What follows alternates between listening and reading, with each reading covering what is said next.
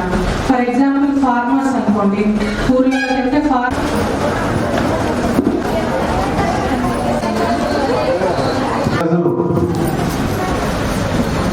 నిర్వహిస్తున్నటువంటి కార్యక్రమానికి ముఖ్య అతిథిగా విచ్చేసిన జిల్లా సబ్జెక్టు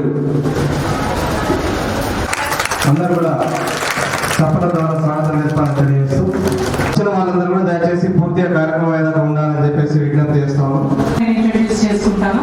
నేను Soujanya, DLSS secretary, senior civil judge, Adilabad.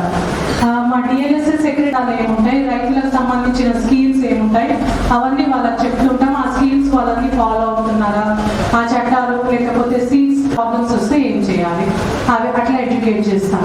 అట్లాగే స్కూల్స్కి వెళ్తాం అనుకోండి, చైల్డ్ మ్యారేజ్ యాక్ట్, అట్లాగే పోక్సో యాక్ట్ మీద అవగాహన కల్పించాలి.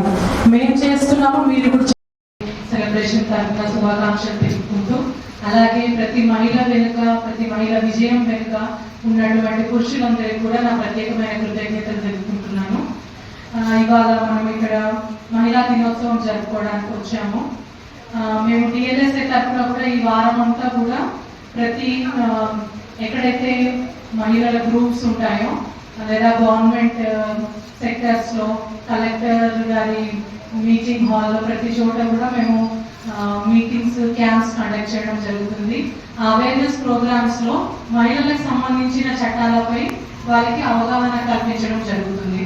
మనము మహిళా దినోత్సవం అనగానే ఏదో ఒక రోజు జరుపుకోగానే ఆ రోజుతో సరిపోదు. అంటే జస్ట్ ఒక ఫ్లవరీ వర్డ్స్ మాట్లాడుకొని ఇవాళ మనం మహిళా దినోత్సవం జరుపుకున్నాము అనగానే సరిపోదు.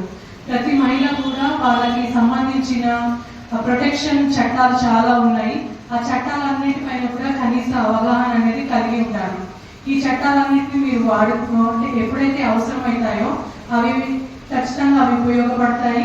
అలాగే ఎవరికైతే ఉపయోగం ఉంటాయో ఈ చట్టాలతో వాళ్ళకు కూడా మీకు తెలిసిన ఈ అవేర్నెస్ వాళ్ళకు కూడా క్రియేట్ చేయాలనేది మా డిఎల్ఎస్ఏ యొక్క ఉద్దేశము.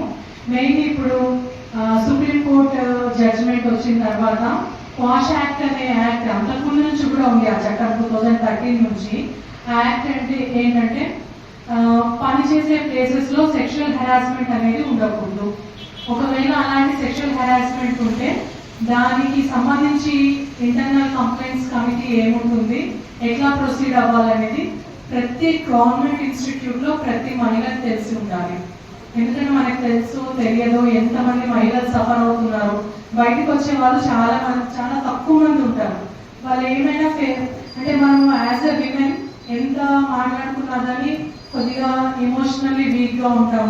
ఏదైనా కంప్లైంట్ వచ్చినా, ప్రాబ్లం వచ్చినా మనం ఎవరితో డిస్కస్ చేయడానికి చాలా జంపుతూ ఉంటాము.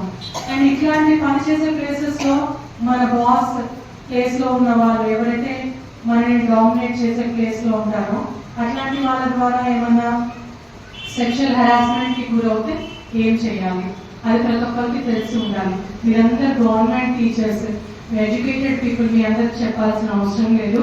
బట్ స్టిల్ ఈ యాక్ట్ అనేది మాత్రం ఇప్పుడు చాలా సీరియస్నెస్ ఎక్కువైంది. ప్రతి నెల ఒక అవేర్నెస్ ప్రోగ్రామ్ కండక్ట్ చేయాలి.